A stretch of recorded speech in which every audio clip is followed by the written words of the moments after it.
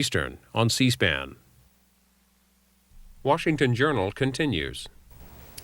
Michael Scheuer is on your screen right now, longtime CIA analyst and the author of 2 books, the latest of which is Imperial Hubris, Why the West is Losing the War on Terror. Mr. Scheuer, I want to start with you, just as I did with our prior guest who's in a different point of view. Make your case for us as we start here. Why do you believe the West and the United States in particular is losing the war on terror? Primarily because Americans are not yet, have not yet been educated about what the war is about. If they really knew what we were fighting, I think there would be a much more dedicated effort to fight the war on terrorism. Our leaders continue to say, for example, whether it was Mr. Kerry or Mr. Bush during the campaign, that somehow Osama bin Laden and the forces he leads hate our liberties and our society and our way of life and our freedoms. And it's certainly true that they would not opt to have the kind of society we have, but that's certainly not the reason that they're fighting us. The reason they're fighting us is because of particular policies of the United States and the Islamic world that have offended Muslims, whether or not they support Osama bin Laden. It is clearly what we do in the world rather than what we are or what we think that has started this war. And that's not to empathize or sympathize with the enemy. It's simply we need to be in a position where we understand what our enemy is fighting about. I want to overlay 2 stories from the papers this morning. Tom Shanker is reporting in today's New York Times, U.S. fails to explain policies to Muslim world. And this is based on a study from the Defense Science Board. Do you know what that organization is? I've heard of it, ma'am. I'm not very familiar with it. It has not yet been released to the public, but it has been charged with a review of this, and they would describe the report as harshly critical. It's a Pentagon advisory panel which says the United States is failing in its efforts to explain the nation's diplomatic and military actions in the Muslim world, but it warns that no public relations plan or information operation can defend America from flawed policies. Here is one quote here. Today we reflexively compare Muslim masses to those oppressed under Soviet rule, what the report says. This is a strategic mistake. There is no yearning to be liberated by the U.S. groundswell among Muslim societies, except to be liberated perhaps from what they see as apostate tyrannies that the U.S. so determinedly promotes and defends. That's just one glimpse. This is a U.S. and in fact a Pentagon-inspired report. Clearly, I would agree entirely with that report. The book I wrote in 2001 argues that, and also my latest book does the same, but more importantly, it's a fact that has escaped officialdom, academia, our elites. One of the more grievous errors in the 9/11 Commission report, for example, is an overwhelming dependence on 2 things. The first is a urging of a huge public diplomacy effort. Well, the problem is no one's listening in the Muslim world. The Muslim world thinks they have our number, and we're not going to talk them out of it in the near term or at any time in the future unless our policies change. Public diplomacy is never going to work as long as the Arabic satellite television channels are broadcasting live every day from Gaza, from the West Bank, from Fallujah, from Baghdad, and you know, given that the coverage is slanted, we're still seeing Americans and Israelis kill Muslims. So it's amazing to me that anyone could think we're going to get out of this mess with public diplomacy. Muslims are not ignorant. It's not that they don't understand what we're after. They simply have recognized through their perception what we're after, and they think it's an attack on their religion. The second point is also true in that report, that no one's waiting for American forces to liberate them. What they're waiting for is to stop our support for, as that article said, for tyrannical governments. The Muslim world from Algeria to Saudi Arabia is ruled by tyrants and police states. And those states exist more or less because of American support. Now, that might be in our interest or it might not, but one of bin Laden's strongest points in urging resistance against the Americans is that if we get rid of the Americans, then these tyrannies fall, then Israel falls, and it's focused the Muslim world on the United States. And the final point I'd make on it is also, I think another grievous mistake in the 9/11 Commission report is they want some kind of a youth fund to train Muslims around the world and to educate Muslims. And it's kind of a Muslim New Deal. You almost need Harry Hopkins and Harold Ickes resurrected from the dead to lead it. But the point is, the enemy we face is mostly a middle and upper middle class enemy. It's an educated group. It's a group with a future.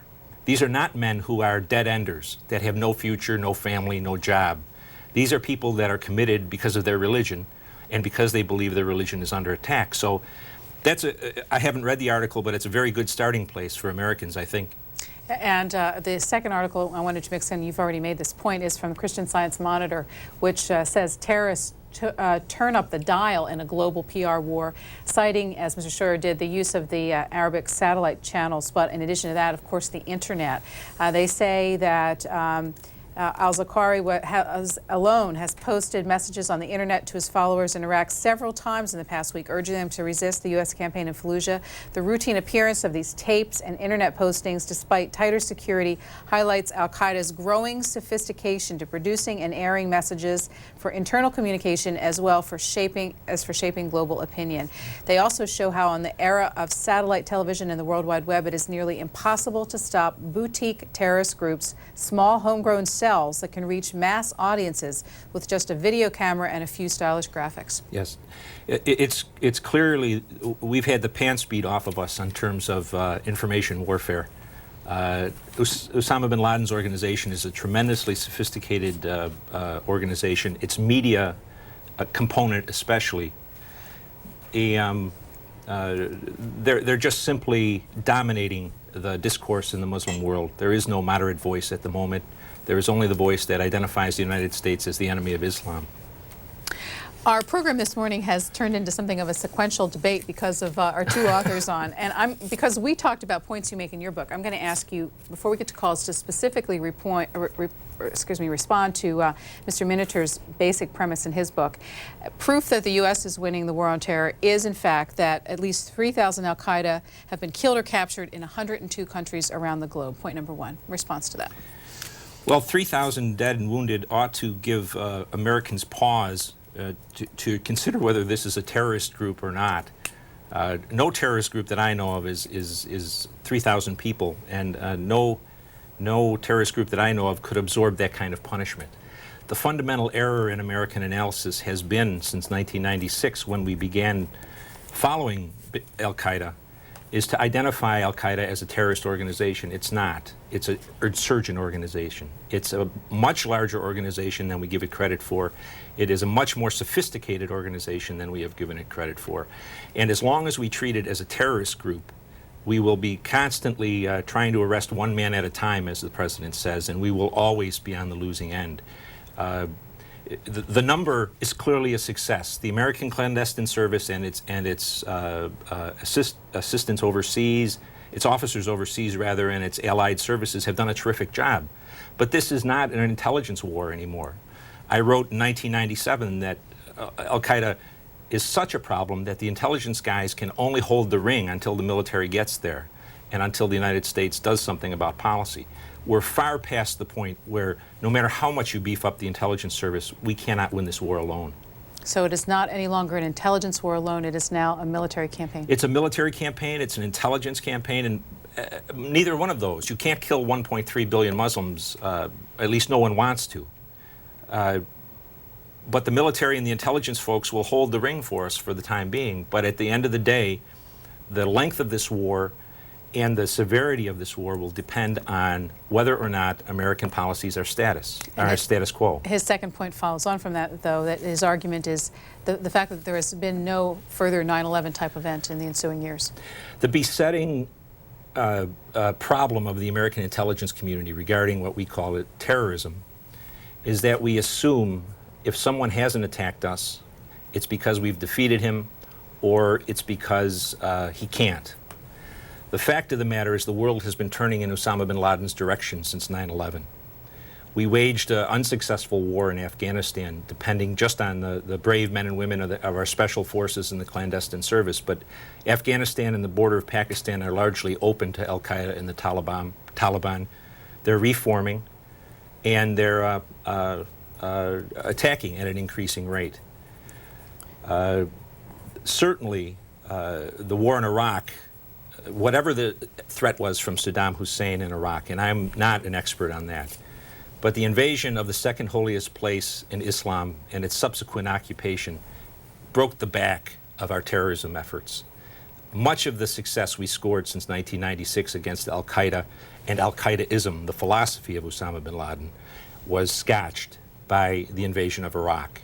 Again, I don't know what the threat was from Saddam, but if the president was not informed or not given the line of analysis that the invasion of Iraq would be a casus belli for the Muslim world, it's a tragic failure of intelligence. I want to get to calls, but how does the fact that there are declining birth rates in the West and rising birth rates in the Muslim world affect the future of this? Well, we generally tend to think that terrorism comes from poverty and the lack of education, and I suppose there's some component of it that does. But more importantly, young people are most susceptible to the appeal of ideology or of religion. And what we're facing is a generation that has been brought up at the knee of Osama bin Laden, if you will. For better or worse, he is the sole leader at this moment in the Islamic world, the most important, most eloquent, most respected leader. You don't see people with "I love King Fahd" bumper stickers or rallying because Hosni Mubarak is a good guy. The next generation is being influenced by Osama bin Laden. And that's very important for America's future because it portends a violent future. Pittsburgh, Pennsylvania, you're first for Michael Scheuer. Good morning. Thank you for taking my call. I just have a couple quick comments, and I'd like to listen to your response. First of all, I would like you to comment on if indeed we did have Osama bin Laden pinned in Tora Bora and we did hand over some of the responsibility to the warlords in the area of finding him. Second of all, I'd like you to comment on the money trail that we were supposed to be going after, how he gets his funds, and if we are successful in cutting off his funding. And last, I'd like you to comment on Bush's comments on March of 2003, where he said he really wasn't concerned about Osama bin Laden and he was really not in the equation anymore. Thank you very much. Yes, sir. As far as I know, we certainly had good evidence that bin Laden was in Tora Bora. Tora Bora is a part of eastern Afghanistan where Osama bin Laden fought, trained, and lived during the war against the Soviets from 1979 until 1991. It was an area that's entirely friendly to him. And as far as I know, and I was working on it at the time, we depended very much on Afghan militias to go into Tora Bora, which is a very rugged area, and root out bin Laden. Now, the problem is not so much we depended on those people, but that we didn't understand what we were doing in the first place. Those militias were allies of Osama bin Laden during the Afghan war. They were never going to go in there and capture him and turn him over to the Americans. They're co-religionists. They're both opposed to foreigners in Afghanistan. But probably the most tragic aspect of it is in Bob Woodward's book, they talk about something called the Tenet Plan, named after the Director of Central Intelligence. And his plan was to send in just CIA forces and special forces and then buy off the Afghans. Well, a fundamental error is to think you can buy an Afghan. He will always take your money and he'll never do what you want him to do. And it was just a fundamental failure of understanding. And in addition, it was very clear, at least from the intelligence side of the House, that while the military was willing to risk its special forces, the generals clearly didn't want to send their infantry into Tora Bora. So I think there was no doubt that the best chance we've had since 9/11 was at Tora Bora. I'm kind of an iconoclast on the money trail. Osama bin Laden doesn't do a lot of banking in the Western system, or Al-Qaeda, that I know of at least. And the system is very redundant. He derives money from his own sources, from his own family, from his own fortune. He also gets money from donors across the Gulf. For example, the war in Iraq has clearly increased the willingness of Arab donors to send money to al-Qaeda and Zarqawi. And on Mr. Bush's statement, I tend to think that Mr. Bush is surrounded by people who don't understand the issue at all. The neocons that are associated with Mr. Bush seem to specialize in assertion rather than analysis. If we're not concerned with the figure of Osama bin Laden, then we're derelict. He has to be considered in this mix. He's an extraordinarily important leader, and to dismiss him is just simply whistling past the graveyard. Next telephone call for Michael Scheuer, former CIA analyst and author of Imperial Hubris, is Orlando. You're on the air. Good morning. Good morning. I was beginning to listen to some of the questions, and it sounds like you're having a debate between two authors. And it also sounds like, obviously, you, Mr. Scheuer, are on the side of people who are against going into Iraq and Afghanistan. And my question is, now that we are there, obviously now that we have long-term policies in place with Israel and other areas of the Middle East, what should we do now? Well, certainly I was not opposed at all to going into Afghanistan. I was opposed to going into Afghanistan less than wholeheartedly, sir. We clearly won the battle of the cities in Afghanistan, but our generals, at least the generals in Washington, seem to have a difficult time distinguishing between winning battles and winning wars. We can't leave Afghanistan. We have to be much more aggressive militarily, simply because bin Laden remains a viable force and in command of his organization. Sooner or later, we're going to have to bite the bullet and really take out after him. On Iraq, I'm sorry, sir, I clearly don't have an answer on Iraq. What we've done is create a magnet for mujahideen around the world. People coming in from Chechnya, from Turkey, from Jordan, from Saudi Arabia especially, to fight the Americans. It's an entirely predictable event. It's not anything that's a surprise. So ultimately, the administration is going to have to decide whether it continues to fight one city at a time, from Fallujah to Mosul to Baghdad, or if it's going to increase the amount of troops so it can do that simultaneously. It can fight in several cities at one time. The bottom line is what we're seeing in Iraq is exactly the kind of combat we're going to see in many areas of the world if we continue on our present course in terms of policy. And I'm a hawk on this. I believe we have not been strong enough militarily. We have not allowed the military, the men and women on the ground, to engage the enemy nearly enough. At the same time, Americans really need to look at our set of policies in the Middle East and debate them. We may decide at the end of the day that the status quo is the correct way, but at least after a debate, the American people will know they're going into a war that's going to be extraordinarily costly and bloody and lengthy. Next call, Saginaw, Michigan. Good morning. Yes, good morning. Yes, I was just wondering if he thinks the elections in Afghanistan and Iraq are going to work. I mean, we can't even have an election here. That's honest. How can they have one in Iraq and Iran that's going to be honest? I mean, I know President Allawi is going to get elected before they even have the election. Sir, I think another fundamental flaw in our understanding of the world is that somehow, at least in the Muslim world, that people are yearning for democracy in the same sense of America's democracy. I think everyone wants a voice in their government, but a secular democracy is certainly antithetical to Islam. In the Islamic world, there is no separation between church and state. My own view is that the election in Afghanistan was a nice exercise, but the government in Kabul would not exist for a lengthy period without the support of American and international troops. And I truly feel that if we had an election every 4 days in Afghanistan, it wouldn't make a difference over the long run. Afghanistan is a conservative Islamic country, tribally dominated, ethnically diverse, and ethnically conflicted. And at the same time, Afghanistan remains really a cockpit of international rivalry. All of Afghanistan's neighbors say that they want a stable, calm, peaceful Afghanistan, but they all want it on their terms. What the Iranians want is different from what the Pakistanis want.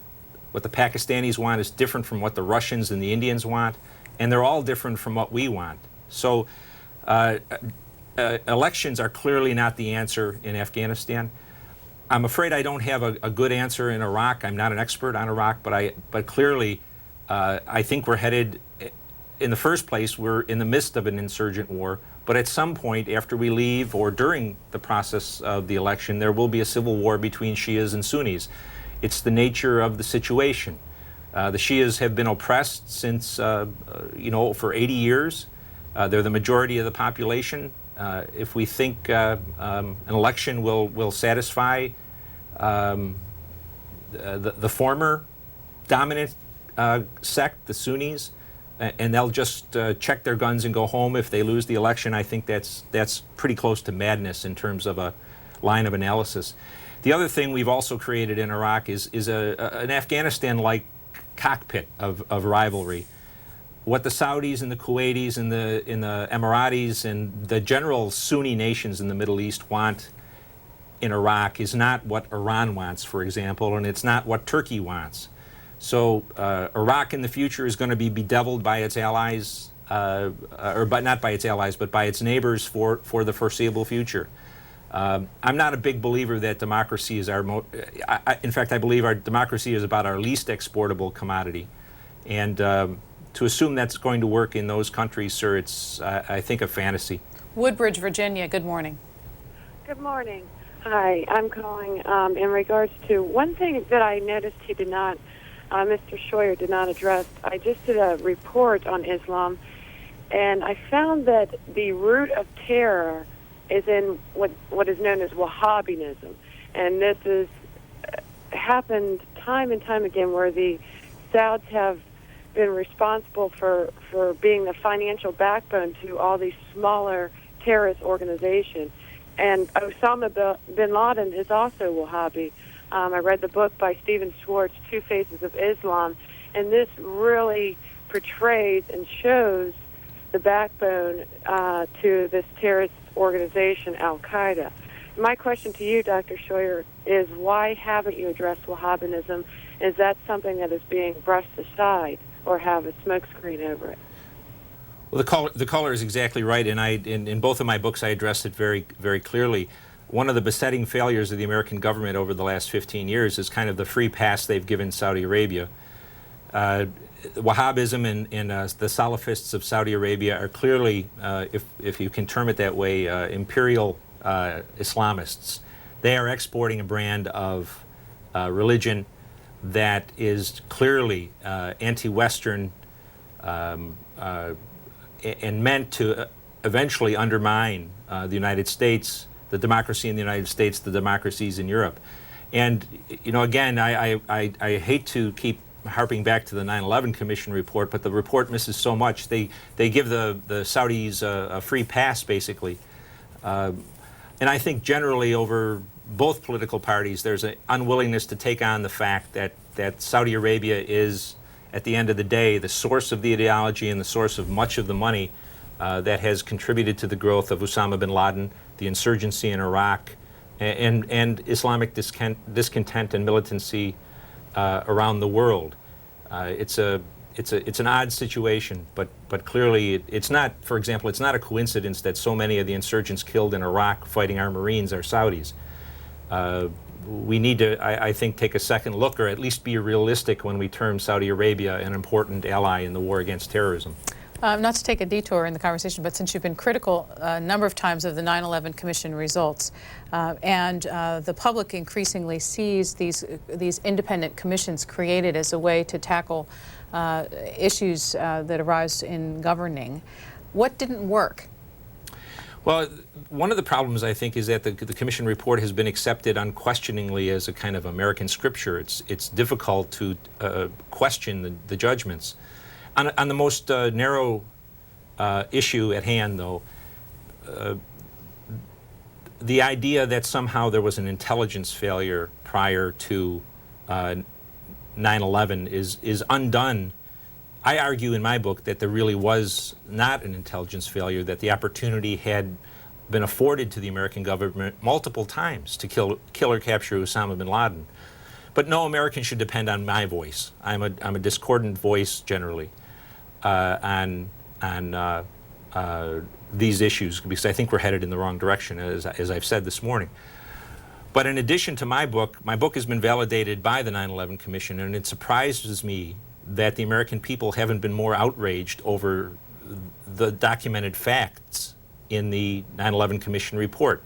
The clandestine service of the United States, the CIA, provided the American government with from 8 to 10 chances to either capture bin Laden using assets of the Central Intelligence Agency, or with targeting information that was precise enough to allow the U.S. military to target bin Laden with either cruise missiles or airstrikes. Now, my question throughout, and I've testified before all of these commissions, is it an intelligence failure when you have the information and fail to act, or is it a policy failure? And to me, the refusal of policymakers to act on information that was reliable it leads in a direct line to 9/11. The other point I would make is that in my career, in 22 years at the CIA, and I spent the last 18 years working on the Middle East and covert action, Afghanistan, places across the Middle East, very seldom does the protection of American lives come first in the consideration of the senior levels of the intelligence community or in the senior levels of the bureaucracy. And again, that sounds extreme, but look at the 9/11 Commission report. When they decided not to attack Osama bin Laden or not to try to capture him, in one instance they didn't want to hit a mosque with shrapnel from a missile because it would offend the Muslim world. Well, a mosque is an inanimate object. Another time they chose to disrupt an operation that was in progress, targeting Osama bin Laden, because it might have killed an Arab prince who was in the desert to meet bin Laden and have lunch with him or discuss issues with him. Now, in my mind, the world is lousy with Arab princes, and we should have taken the chance to kill Osama bin Laden. But instead, our policymakers warned, it was an Emirati prince, warned the Emiratis. It broke up an ongoing operation, and we lost a chance to get Osama bin Laden. The third instance I'd point out is that when we had a chance to capture Osama bin Laden in May of 1998, the 9/11 report documents that the then Deputy Director of Operations at CIA thought it was a bad idea to try because someone might have gotten killed. Of course, the people that might have gotten killed were the guards around bin Laden, his soldiers. He was afraid the agency would be accused of assassination. Again, that's kind of a public relations matter. He thought that $5 million for the operation was too much to take out of his budget, which is odd to put a price tag on how much is too much to protect American lives. And then he'd said it was too hard to go back to the Congress to ask for more money. Those four things are the things he mentioned to the 9/11 Commission. I'm not sure where protecting American lives came into that equation. So it's a rambling answer, but I've been surprised Americans have not, A, reviewed the number of times we had the chance to get Osama bin Laden between 1999, and B, the types of excuses used by policymakers and senior bureaucrats not to do it. Pottsville, Arkansas. Thanks for waiting. You're on the air. Thank you, and thank you for C-SPAN. Does your guest have any idea, it's not reported very often, what the latest count is on the innocent men, women, and children killed in Iraq? And is there any real difference between what was done to us on 9/11 and what we've done to them, except ours was state-supported, definitely? I would take issue with the caller on that. We were attacked on 9/11, and we had to respond militarily. It was an act of war. It wasn't an act of terrorism. The real essence of this problem, though, sir, is we're fighting an insurgency that's worldwide. We need to fight it in some fashion. They don't wear uniforms. We need to protect America at all costs, and so innocent, as you say, civilians will be killed, and there's no way around that. The way around it eventually is to craft a kind of a multi-front approach: intelligence, diplomacy, military activities, and some discussion, some debate, a democratic process within the United States to decide whether Americans still believe that the policies toward the Islamic world which have been in place for almost 30 years, still serve American interests. Next call for Michael Scheuer is from Lexington, Kentucky. Good morning. Good morning. I would like to say, Mr. Scheuer, that you were very honest earlier when you said that no one should listen to you. I couldn't agree more. Largely because you like to parse definitions instead of really discussing the facts. When you said that terrorism, that Al-Qaeda is a terrorist organization, or an insurgent organization, excuse me, not a terrorist organization, you failed to recognize terror as a tactic used by insurgents to accomplish political goals. So Al-Qaeda could be both terrorists and insurgents. I don't see why you would, what the distinction really serves that you make. Thank you. Well, the distinction, first of all, much of my family agrees with you that I'm not one to be listened to, but the distinction is important because it's more than a terrorist group, I suppose. What I would call the people that attacked us on 9/11 were the special forces of Al-Qaeda.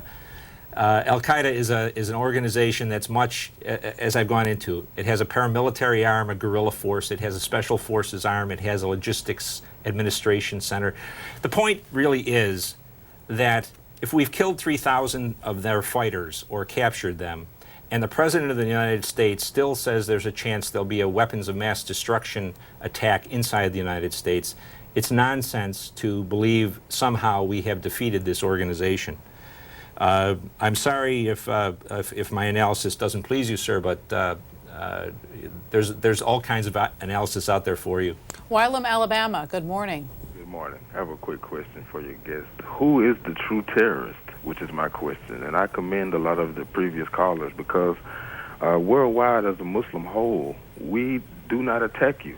You attack us. And I feel that that's the reason why there's so much going on in the media today. We do not have any troops in the United States of America to please the policy of the United States of America. Why do you live in this country? I live in this country because I was born here. Now that I'm becoming informed about what's going on, and I feel a need to leave, honestly, because it's very serious. I mean, it's a whole lot of hypocrisy here. For example, just one particular deal. You say that in God you trust on your currency, but yet and still fornication, adultery runs rampant. I mean, that's complete hypocrisy. Why is it that we're being attacked, but yet and still you're made to the rest of the world to believe that you are in fact the good guys, and this is incorrect. The whole world knows that you want our oil. That's the bottom line. There have been no weapons of mass destruction found, and there will never be any found. The bottom line is you just want our oil. Well, when did you begin to think of it as your oil when you were born in the United States? Because I'm a Muslim, and I'm part of the Muslim nation. But why does the oil belong to the Muslims as opposed to the states from which or the people of the states from which it's drawn? Okay, why does the Grand Canyon belong to the United States? Okay, this is because it's a part of the United States, just like the oil and the resources are a part of our nation. So your vision of the Muslim nation, it transcends borders? Honestly, it transcends all borders, I feel, because we believe that there's one God, and we believe in that firmly. We believe in the firm belief in the 10 Commandments. But it seems as if there's a lot of hypocrisy, a lot of poison, a lot of venom in the United States of America directed towards Muslims. And my question is why? Who is the true terrorist? Who is actually bombing? Who is actually doing the bombing and the killing? If there was no war at all, period, then I mean, what's going on? That's my question as a Muslim to you. Who is the true terrorist? Okay, we heard that question. Thank you for calling in, for helping us understand your point of view. I think the caller makes a good point in terms of the perceptions of the Muslim world. Bin Laden has spoken very eloquently to Muslims about oil and energy resources. Of course, the caller is also right that traditionally the Islamic view is there is no borders. There are no borders, rather, that the Ummah, the body of Islamic believers around the world is one, and that the state divisions, the borders, are just a function of European colonialism. I think the caller is a very authentic voice of the problem America faces, and it's a problem that Bin Laden the genius of Bin Laden has been to focus on. He has enunciated an agenda, if you will, of a number of U.S. policies which are perceived in the Muslim world as attacking their religion. And until we accept that, whether or not it's true, the perception is there, and perception is reality. Bin Laden will continue to grow. It struck me that in our recent election, if the analysis after the election proves that the Christian right swung the difference to Mr. Bush, that would be because they came out to vote because they believed their religion was under attack by policy, whether it was a policy of gay marriage or abortion or whatever item. In the same way, the Muslim world believes their religion is under attack by policy, by U.S. policies. I don't think it's that hard a concept to understand. Thankfully, in the United States, when somebody feels their religion or their principles are under attack, they respond by voting. Historically, in the Muslim world, they respond with violence against an invader. And it's not a hard concept to get your mind around, but it's one we are extraordinarily reluctant to talk about at the senior-most levels of our government or in our media. Gulf Shores, Alabama is next. Welcome to C-SPAN. Good morning. I'm going to add another point if I could. Mr. Scheuer, I just got finished reading the Vanity Fair article for November, the one with Johnny Depp on. And as I read it, I see that you don't appear to be the political animal in this magazine article that would drop your book in the middle of this campaign. Frankly, I haven't read the book also. Why did you choose to do that? Second, the Muslim issue, as I look at it, and as they explained to us in the Navy when I was much younger, we will finish off the Soviet Union, and at that point, the Middle East and the Muslim problem will become the big issue in the world. And it has become that, okay? Apparently, to me, if you're not a Muslim to some of these people, you have to die. It doesn't matter if you're a person in front of them or a Jew, which is the big thing that they like to use. The only way, apparently to me, to stop this is to stomp them. I don't get it. I don't like the thought that that's the way it is, but that's what's happening. They've declared a religious war. I'm not a religious person. I don't appreciate this. To me, it's a concept that has to be defeated. Thank you. Certainly, America needs to defend itself. Let me address the second part of it of the question first. There is a popular belief that the forces opposing us just want to kill everybody that's not that doesn't believe as they do. And again, there's a number of Muslims who behave in that way. Those gentlemen are called, or ladies are called, takfiris, which means that only their personal kind of Islam is acceptable. That's not what bin Laden is, and incidentally, the 9/11 Commission report again misidentifies Osama bin Laden and his followers as takfiris. The issue here is we're confronting a religion that's offended, and whether you agree with them for being offended or not, the point is we're at a war with them. And until we come to grips to say, listen, yes, our policies have something to do with this war, a great deal, and religion has a great deal to do with this war. All you need to do is recognize that, and then you can plan on how to defeat the enemy, which we must do. But until we get to that point, we're done like dinner, as my dad used to say. We're going to be behind the curve all the time. On my book, I submitted the book in January of '04 and asked that they abide by the 30. Generally, they take 30 days to review a manuscript because I wanted the book published in the spring, so it would not be part of the presidential campaign. Instead of 30 days, they took 140 days to review the book before they let it go. And so the way it came out smack in the middle of the election campaign.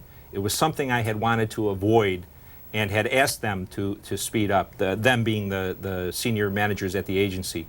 It clearly is not a political book in the sense that it does not attack Mr. Bush, it does not attack Mr. Clinton. It is a book focused on the failures of the senior bureaucracy of the United States government, especially in the intelligence community.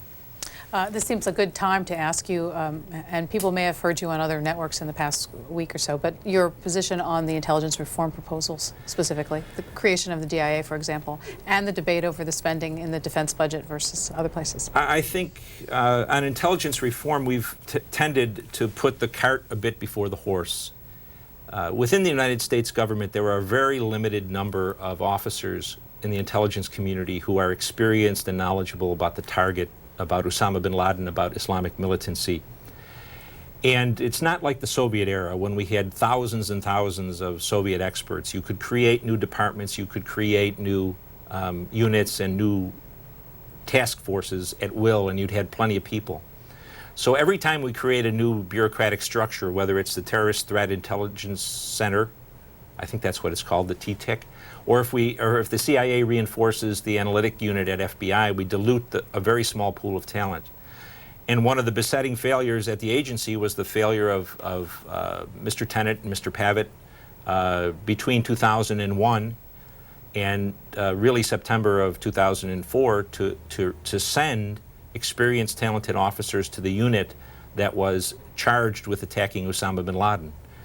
So I don't know what the answer should be in organization, but I surely think that before we reorganize everything, we do two things. We look at the number of people who are available to man these new organizations and see if we're creating strength or if we're diluting our power. The second thing is the 9/11 Commission took great pride in not finding anybody culpable for anything. And I think that's a mistake. I sent a letter to the intelligence committees just before Mr. Goss was confirmed, outlining 10 instances where I saw personally on a working basis, and dozens of other officers saw, problems within the intelligence community that could have been fixed in 1996, in 1998, in 1999. These issues were brought to the senior-most levels of the intelligence community, Mr. Tenet, Judge Free, the director of NSA, and nothing was ever done about them. They were mechanical problems, institutional relationships that could have been fixed. You know, I find it almost comical that no one on the 9/11 Commission managed to ask Judge Free why, during his tenure, he couldn't find a way to buy a computer system that worked for the FBI. Much of the animosity between the FBI and the CIA and the rest of the intelligence community came from the simple fact that the FBI is unable to communicate within its own organization or with the intelligence community. Now, that's not the fault of the officer on the street, of the FBI analyst. That's the fault of leadership. And yet, no one asked Judge Free that very simple question. Next call for you is from Clarksburg, West Virginia. Good morning, caller. Good morning.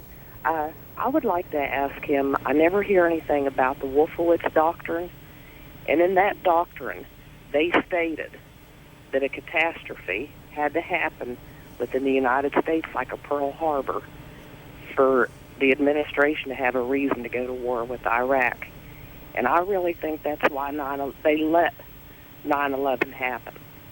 And if he knows anything about it, I'd like for him to respond. Thank you. Ma'am, I can't speak to anything called the Wolfowitz Doctrine. I spoke earlier that I thought most of the analysis that came out of neoconservatives was assertion rather than analysis.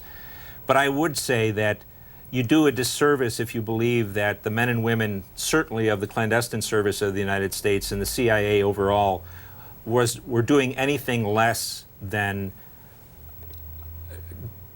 everything that was possible to prevent 9/11, to attack Osama bin Laden and al-Qaeda, and to protect America. I personally worked with a group of officers, mostly women, at the Washington end of operations, who quite literally worked 7 days a week, 16, 18 hours a day, gave up vacation, put off having operations, just turned in a tremendous performance and delivered, again, 8 to 10 opportunities that their colleagues in the field acquired information that would have allowed the United States to either capture or kill bin Laden. So the neocons are an issue beyond my knowledge, really. But I can honestly say that the clandestine service of the United States delivered the goods, and they've been scapegoated since then because policymakers failed to act. Will the next edition of your book come out with your name on it? I hope so. The last communication I had from the agency before my computer went off was a very nice note from the acting general counsel that said hereafter I could associate my name with the books. So if there's another printing, my name will appear on it, and it's a relief because some people have said I've tried to hide behind anonymity, and I just as soon accept responsibility for my writings. And what is your intent with the next stage of your career? Well, I'm 10 years short of drawing my pension, so for the first time in 25 years, I'm going to look for a job. I don't have a lot of experience at it, but I will, when I'm done talking and having my say, if you will, I'll start looking for work. When you look for it, I'm presuming you're going to stay in the field where you use the expertise that you've developed? I would like to. I would like to teach. I would like to write more on a more timely basis. I'd like to write Civil War books too, but there's probably not much money in that. Next call is Meridian, Mississippi. Yes, my question is, I'd like to know under what presidents you served? Yes, ma'am. I served under President Reagan, the first President Bush, President Clinton, and now the second President Bush. And the reason for your question? Well, because it seems like our country is, we're not, I know, everybody is entitled to their right to vote for whoever they want, but we don't back who we get into office. There's so much backbiting going on and so much dissension that other countries got to know what's going on. Do you include our guest as someone who is a backbiter or dissenting against the president's policy? Yes. Okay, thank you. I clearly dissent against the policy as it's being run at the moment, which is the reason I resigned from the agency so I could speak more clearly as a citizen rather than as an employee. I believe that, at least in the case of the Central Intelligence Agency, the former deputy director this morning published an article, Mr. John McLaughlin, who refutes the idea that the agency was playing politics during the election campaign, and I believe he's right. Mr. McLaughlin certainly is one of the finest gentlemen I ever met and a man of immense integrity and intelligence. And the problem at the CIA at the moment is not that the agency interfered with politics during the campaign, but it's kind of a matter of someone at the agency leaked the information about one of Mr. Goss's lieutenants, that he had been asked to leave agency employee for an indiscretion. Now that came out of his personnel file, and I think that's clearly a despicable act to have leaked that kind of information. But that said, it appears that much of the unrest at the agency is over that, not over any attempt to defeat the president. And clearly, the casualties at the agency so far are exactly the type of people we don't want to lose. Mr. McLaughlin, Mr. Kappes, who was the Deputy Director of Operations, and Mr. Sulik, the Deputy Director of Operations, the Associate Deputy Director for Operations.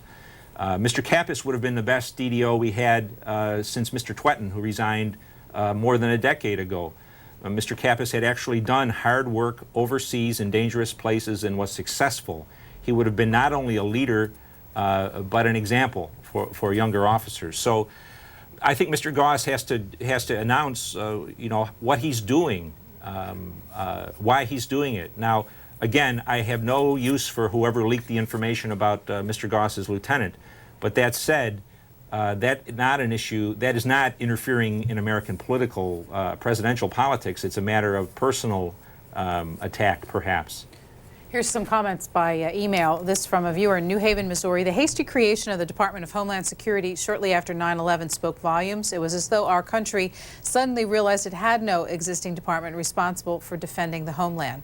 What is the purpose of the Defense Department if not to defend the country? The unfortunate reality is that it has become the department of running around the world, sticking our noses into other people's business. That's Steve Walker, New Haven, Missouri. And this viewer asks, please ask Mr. Scheuer to comment on Richard Mittner's comments in view of the fact that the State Department's notoriously revised report indicating that terrorist attacks worldwide had increased contrary to its initial findings that had erroneously foreshortened the dates under consideration in 2003. Isn't this kind of report at least one reasonable criterion for us to use in judging our success in the war on terror? First, on the DHS question, I think that the situation faced by those men and women charged with internal security in the United States who are now under the umbrella DHS organization is one of desperate difficulty at the moment. We are faced with a Congress that doesn't enforce the laws in terms of immigration. We don't know who is in the country. We now have a plan to legalize 9 million immigrants, illegal immigrants. And we're just making the task ever more difficult for the FBI, for the Customs and Immigration Service. It doesn't seem to me that our leadership is taking a very solid look on how hard the problem is in the United States for our law enforcement people. On the second point, I'm not sure I understand the question. For years, the analytics side of the CIA was charged with producing the much of the information that went into the State Department's annual report for on world terrorism. The responsibility was this year shifted to, as I understand it, the TTIC, the Terrorist Threat Integration Center. And it brings me exactly to the point I made earlier. When you dilute the number of people, the pool of talent you have to work against this target, you're going to have an increasing number of mistakes. And clearly that first run of the terrorism annual report was riddled with mistakes. And perhaps it's because we're moving too fast to expand before we have grown some experience against the target of our war. For Michael Scheuer, next, Baltimore. Good morning, Colin. Good morning. I just want to thank you for taking my call, and I can't agree with the gentleman more. I think that just as well as we believe in our religion here in the United States, the people over there actually believe in their religion. And so we're painting them with a broad brush, saying that they're all heathens, and they're painting us with a broad brush, thinking that we're all heathens. And I'm disappointed, too, that heads didn't roll. And I really think that they tried to blame everything on the CIA. But my question is, for Homeland Security, I don't feel secure. Because even after we saw the school in Russia, I say today, if we have a terror attack, how do we know where to pick up our kids? How do we know where the kids are being taken? We don't even have a simple plan like that. And I agree with you on the border. If I did something illegal, I would go to jail. Why should these people be allowed to come in this country? And we have so many things that are unprotected. Thank you, caller. Just about out of time. About 1 minute.